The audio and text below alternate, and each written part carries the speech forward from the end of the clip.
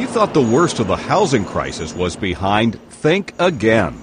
The Standard & Poor's Case-Shiller 20 City Index of home prices shows that a dozen markets have reached their lowest points since the housing crisis began. If you look at the national index back around its peak, it peaked in the first quarter of 2006. We've largely seen home prices fall over 33% since that time.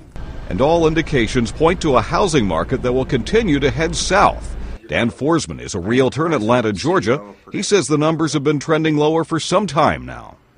50% of houses sold today are under 100,000, 30% are under 50. Last year and years past, we were looking at 15% of house sales under 100,000. Part of the problem is a glut of foreclosed properties that are forcing prices down. Another issue, tighter lending practices. Banks just aren't willing to take the same risks they did before the housing collapse. If they release their standards too much, their fear is that cycle is going to start again. So they've tightened their standards, but now that the standards are tightened, there are fewer people that they can basically lend to. That's part of this entire dilemma. Some of the sharpest price declines have occurred in cities hit hardest by unemployment and foreclosures, such as Phoenix, Tampa, and Las Vegas. Seattle and Washington, D.C. were the only major metro areas that saw home prices increase. Mark Hamrick, Associated Press.